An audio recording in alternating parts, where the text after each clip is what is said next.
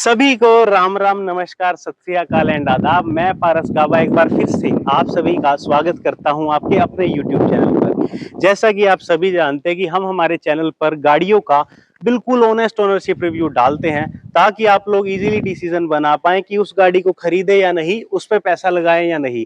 उसी तरीके से आज आपके सामने ओनरशिप रिव्यू लेकर आए हैं हम। सामने खड़ी फोक्सवैगन टाइगून का। ये गाड़ी बहुत अच्छी है और मार्केट में अच्छी खासी चर्चा में रहती है, लेकिन चांद में भी दाग होते हैं। उसी तरीके से इस गाड़ी में अच्छाई के साथ साथ कुछ बुराइयां भी हैं जो हमें इसके ओनर बताने वाले हैं, ताकि 10-12 मिनट की छोटी सी वीडियो देखने के बाद आपका फाइनल डिसीजन बन पाए कि ये गाड़ी खरीदे या नहीं। तो अब मैं बुलाना चाहूंगा वीडियो में ओनर को। Welcome to the channel Sumil. Thank you. First of all thank you for giving us the time. सबसे पहला क्वेश्चन पूछूं, फोक्सवैगन होता है या वोक्सवैगन होता है? फोक्सवैगन होता है और स्कोडा नहीं स्कोडा होता है। स्कोडा नहीं स्कोडा होता है। फोक्सवैगन होता है क्योंकि जर्मन लोग वी को एफ प्रोनाउंस करते हैं, उस वजह से वोक्सवैगन को फोक्सवैगन बोलते हैं। आप कुछ भी बोल सकते हैं, लेकिन असल में फोक्सवैगन बोले तो ज्यादा अच्छा लगेगा। अब दूसरी बात मैं भाई से करता हूँ कि जब भी 15 लाख का बजट बनता है, 15 लाख का सेगमेंट बनता है, बंदा कंफ्यूज हो जाता है कि भाई मैं क्रेटा लूं, सेल्टोस लूं, ग्रैंड विटारा लूं, हाई राइडर लूं, कुशाक लूं या कौन सी लूं। तो इतनी सारी कंफ्यूजन को पार करके आप फोक्सवैगन टाइगून कैसे ले पाए, पहले तो ये बताइए। एक्चुअली इसका जो कंटेक्स्ट है वो ये है कि इससे पहले हमारे पास वैगनआर थी और उसमें हमें आदत हो गई थी बड़े हेडरूम की और बड़े विजिबिलिटी के सामने। आपकी हाइट अच्छी खासी है। तो वही है, तो हम ढूंढ रहे थे एक बड़ी हाइट की कार। पीछे हमने एक बार रेंटल लेके नेक्सन चलाई थी, परफॉर्मेंस वगैरह काफी अच्छी लगी, बट वो आगे बैठ के चलाई थी तो पता नहीं चला। पीछे बैठे एक बार टेस्ट ड्राइव के लिए तो पता चला कि वहाँ हेड स्पेस कम है, एटलीस्ट हमारी हाइट के लिए, सर टच होता था। तो फिर पता चला कि वेरिएंट्स होते हैं इन एसयूवीज के भी, कॉम्पैक्ट एसयूवी और मिड एसयूवी। तो वहां पे फिर पता चला कि ये सोनेट वेन्यू वगैरह एक सेगमेंट है, क्रेटा सेल्टोस वगैरह एक सेगमेंट है। तो फिर वहां धीरे धीरे देखना शुरू किया। सेल्टोस वगैरह में अच्छी भी लगी, अंदर से वगैरह काफी फीचर हैं, बाहर से भी परफॉर्मेंस अच्छी थी। बट जब सेल्टोस बुक कराने लगे, एक तो वेटिंग बहुत बड़ी थी, फिर पता चला कि सिक्योरिटी इश्यूज काफी हैं, 3 स्टार रेटिंग है। और वो न्यूज़ भी तो सुनी होगी कि बीच में से कट हाँ, वो एक्चुअली वही देखा था, वहीं से शुरू हुआ कि अच्छा ये रेटिंग का भी कुछ चक्कर होता है। तो उसके लिए हम फिर टाइगन और कुशाक को फिल्टर आउट किया। कुशाक का यहाँ पे सर्विस सेंटर वगैरह कम है नॉर्थ में, मेरे ख्याल यहाँ स्कोडा का तो करनाल में, आई थिंक पंचकुला में और गुड़गांव में, तो बीच के शहर वगैरह मिस आउट कर जाते हैं, तो इसलिए फिर फोक्सवैगन ली गई। तो ये कौन सा वेरिएंट है टाइगून का? ये है 1 लीटर मैनुअल हाईलाइन। ओके, जैसे आप वैगनआर चला रहे थे 1 लीटर 1000 सीसी, ये भी ले ली 1 लीटर 1000 सीसी। हालांकि इसका इंजन बड़ी अच्छी खासी पावर प्रोड्यूस करता है, 115 bhp मैक्सिमम पावर और 178 न्यूटन मीटर मैक्सिमम टॉर्क। वो तो इसके फिगर्स काफी अच्छे हैं, लेकिन रियल लाइफ में भी परफॉर्मेंस अच्छी है या बस 1 लीटर के हिसाब से ही है? नहीं भैया, जर्मन कार है तो इंजन भी उस हिसाब से है। सिटी की बात करूं, सिटी में मेरे को लगता है टॉर्क अच्छी खासी है गाड़ी की, तो सिटी में तो इसकी परफॉर्मेंस काफी अच्छी होगी, लेकिन हाईवे पे कहीं अंडर पावर परफॉर्म तो नहीं करती? एक्चुअली इसी का उल्टा है, क्योंकि एक टर्बो इंजन है तो 1500 आरपीएम तक थोड़ा आराम से चलती है, 1500 के बाद फिर टर्बो शुरू होता है, तो हाईवे पे फिर उड़ती है। कहने का मतलब इनिशियल पिकअप नॉर्मल है, लेकिन हाईवे परफॉर्मेंस बूम है, बिल्कुल, मतलब पुश करते हुए जाती है, ओवरटेकिंग करने में और ये सब में काफी कॉन्फिडेंस आता है। तो इंजन की परफॉर्मेंस से सेटिस्फाई हो, डिससेटिस्फाई हो, 10 आउट ऑफ कितना दोगे इंजन परफॉर्मेंस को? अब यही है कि मैंने इस सेगमेंट से ऊपर कोई गाड़ी चलाई नहीं है, तो मुझे वो पता नहीं, बट इसके परफॉर्मेंस से खुश हैं काफी। देखो, इसके सेगमेंट के बाद ओडी आएगी ठीक है, ओडी BMW, क्योंकि जिस हिसाब की ये गाड़ी है, परफॉर्मेंस अच्छी है इंजन की, अनडाउटली अच्छी है, लेकिन परफॉर्मेंस के साथ ऐसा तो नहीं खुराक ज्यादा ले ली हो, तेल बहुत पीने लग गई हो, परफॉर्मेंस दे दी लेकिन अब तुम्हें दूसरी तरफ से निकालते हैं। माइलेज है कि नहीं है? अब झूझू करके नहीं चलाओगे तो हाईवे पे 20-21 आ जाता है। वैगनआर थोड़ी है अरे नहीं, सच्ची में आ जाता है। और शहर में अपने ऊपर ये वही है, ठीक ठाक चलाओगे 15-16 आ जाएगा, बम्पर टू बम्पर चलाओगे तो शायद कम भी आ जाए। वैसे सीरियसली भाई ने वैगनआर चलाई, उसके बाद ये ली, मुझे लगता है आपकी लाइफ पे और आपकी पॉकेट पे तो कोई फर्क ही नहीं पड़ा। नहीं, मुझे लग रहा है शायद ये बेटर है, इसका ये बेटर है, क्योंकि यार 20 का माइलेज हाईवे पे दे रही है और लोकल में भी 14-15 की एक्सपेक्टेशन हम रख सकते हैं। लेकिन अगर मैं बात करूं माइलेज के अलावा दूसरी चीजों की, वो होती है इसकी मेंटेनेंस कॉस्ट और इसकी सर्विस कॉस्ट। वहां तो ये आदमी को निचोड़ देती है, और उसी वजह से इंडियन आदमी, मिडिल क्लास आदमी इन गाड़ियों को लेने से डरता है कि भाई कल को ये खराब हो जाती है, इसकी सर्विस बड़ी महंगी है। सर्विस कॉस्ट का क्या सिस्टम है?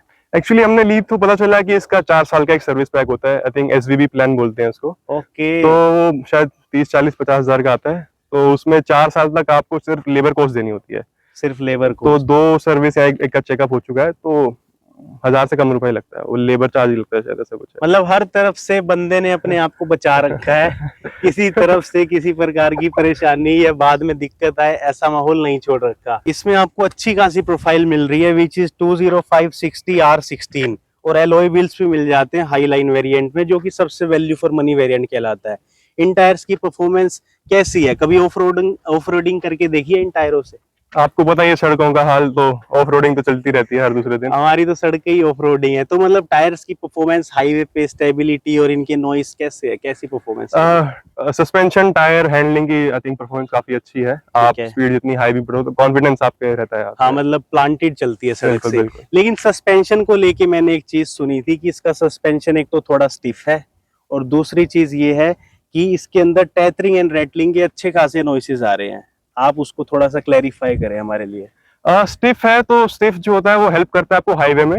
हाईवे में अगर आपको पता है कि सड़कें ऐसी ऐसी होती हैं हाईवे पे, तो वहां पे आपको कॉन्फिडेंस वगैरह देता है। शहर के लिए थोड़ा वो कहते हैं कि थोड़ा ठीक है, लूज वाला, गड्ढे महसूस होते हैं। ठीक है, उतना नहीं होता, बट हाँ होते तो हैं, थोड़े बहुत तो होते हैं, उतना वो नहीं। और एक चचर मचर की आवाज की बहुत हमने कहानी सुनी है कि इसकी खिड़कियों में से टेथरिंग रेटलिंग के नॉइसेस आने लगे थे नई गाड़ी में।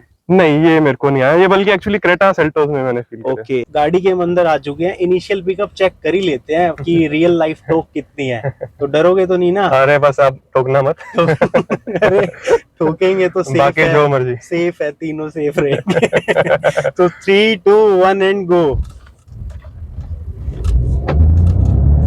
आप कह रहे थे कि टर्बो है, शुरू में 1500 RPM के बाद खींचती है। भाई साहब, आउट ऑफ कंट्रोल गाड़ी हो रही है। इतनी ये स्पीड से थोड़ी सी देर में भाग लिया है। आप कह रहे थे ये होगा वो होगा, मुझे तो भाई साहब बहुत जबरदस्त लगा इसका इनिशियल पिकअप वही है, झूझू करके वही है। एकदम से ले जाओगे तो फिर ये टर्बो चार्ज हो ही जाता है। नॉर्मल चला तो धीरे से भी चलती है ऐसे। नहीं, मेरे को तो इसकी इनिशियल परफॉर्मेंस बहुत ज्यादा अच्छी लगी, और ये परफॉर्मेंस रिफ्लेक्ट करती है कि इसकी हाईवे परफॉर्मेंस भी कितनी ज्यादा ब्रिलियंट होगी। अगर बात करूँ ना स्टीयरिंग परफॉर्मेंस की, जैसे हम सिटी के अंदर हैं, लोकल इसको चला रहे हैं, स्टीयरिंग ना मुझे इतना ज्यादा लाइट फील हो रहा है जिसकी कोई हद नहीं, या यूं बोलूंगा कि बेस्ट इन क्लास फील हो रहा है अभी तो मुझे स्टीयरिंग। लेकिन हाईवे पे, हाई स्पीड पे वेट पकड़ लेता है, या वहां भी ऐसे ही लाइट चलता है? एक्चुअली जैसे मैंने दोस्तों की गाड़ियां चलाई हैं, क्रेटा, ब्रेजा वगैरह चलाई है, सियाज चलाई है, तो मुझे स्टीयरिंग जो है काफी बेटर लगा इसका। सिटी में लाइट रहता है और हाईवे में आपको थोड़ा स्टिफ लगता है, हेवी लगता है, ताकि बेसिकली आपको कॉन्फिडेंस आए, वेट पकड़ लेते हैं। मतलब कहने का स्टीयरिंग भी इसका प्लांटेड ही फील होता है। बिल्कुल, और जबरदस्त चलता है। बिल्कुल। और एसी की परफॉर्मेंस की बात करूं, देखो फ्रंट के लिए तो वैगनर का एसी भी बढ़िया है फ्रंट पैसेंजर्स के लिए, क्योंकि भाई मुंह पे ब्लोअर है, पीछे आपको ब्लोअर मिल रहे हैं, लेकिन रियर एसी परफॉर्मेंस आपको इतनी गर्मी के हिसाब से कैसी फील हो रही है? रियर एसी आई थिंक उतना कामयाब नहीं लगता पीछे। आगे तो ऑफ कोर्स मनाली बन जाता है, कितना 24 से भी चलाओ तो।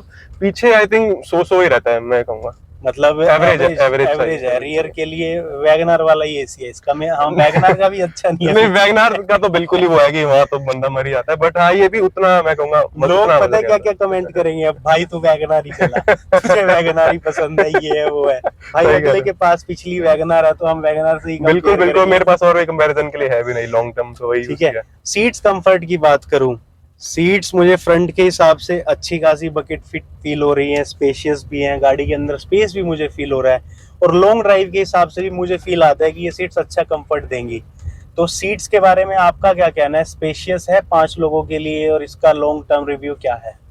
आई थिंक सीट वाइज कुशाक और ये टाइकून दोनों ही I think best in class है। आई थिंक इवन अगर मैं दूसरी कंपनीज की 20-25 लाख की गाड़ियों की बात करूं तो सीट्स बहुत बढ़िया है अगर 4 लोग बैठे।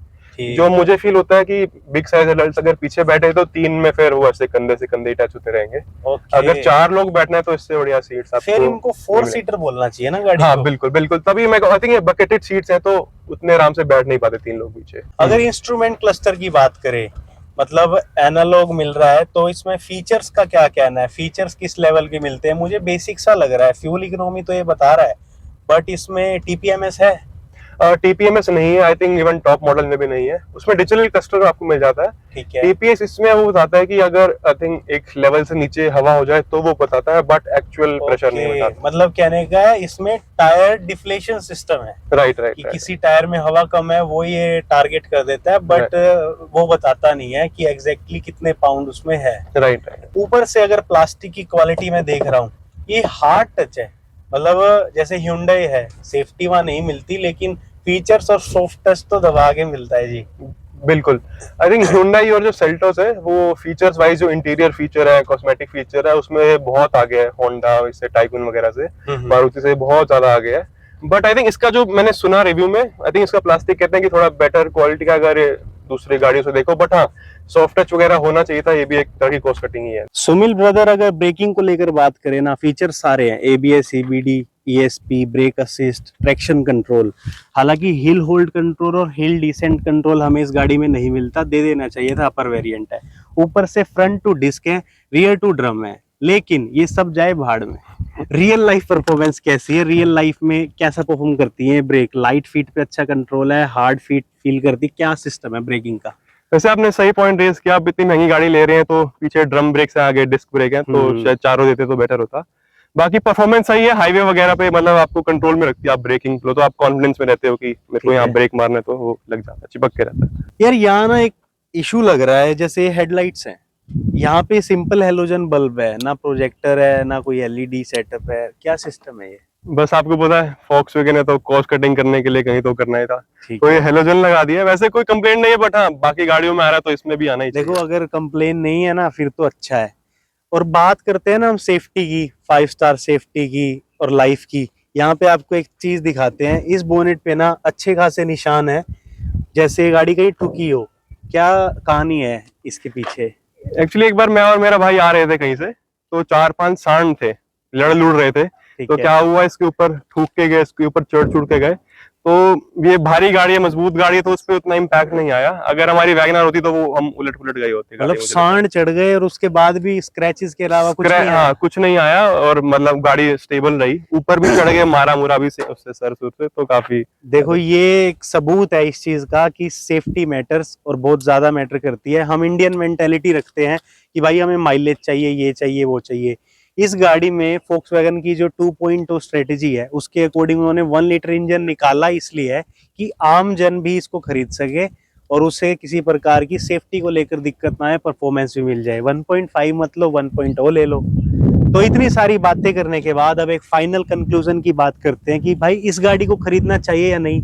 भाई अंदर से गाड़ी को लेकर खुश है या दुखी, अब जानते हैं सच्चाई।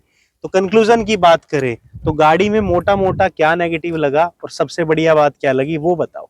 नेगेटिव में जो मैं कहूंगा वही है कि Hyundai और सेल्टोस से काफी पीछे है इंटरनल फीचर्स या कॉस्मेटिक फीचर्स के मामले में।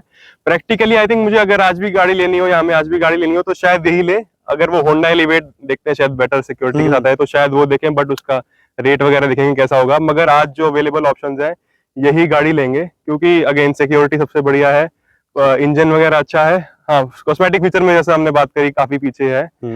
विटारा भी शायद बेटर सिक्योरिटी के साथ होगी, बट मारुति के साथ वही है कि अंदर से जो लुक एंड फील है वो वैगनआर का भी उतना ही है, और 25 लाख की गाड़ी का भी सेम ही लुक। बिल्कुल, इन्होंने सही कहा कि विटारा और हाई राइडर, उसका इसके साथ कोई कंपटीशन नहीं है। दूसरी बात आती है क्रेटा और सेल्टोस, उनका कंपटीशन है एक हद तक है, लेकिन जब सेफ्टी का मामला आता है तो ये उनसे आगे निकल जाती है। तो मैं एंड में यही कहना चाहूंगा कि अब ये गाड़ी हर इंसान ले सकता है और इन गाड़ियों को अब जरूर खरीदे, ताकि पता लगे कि ये गाड़ी भी 2-4 साल बाद इंडिया से निकल गई और हमारे पास बचा कुचा ऑप्शन क्या बचा, मारुति और Hyundai। उसके अलावा कोई गाड़ी ना दिखेगी, ना आप चला पाओगे।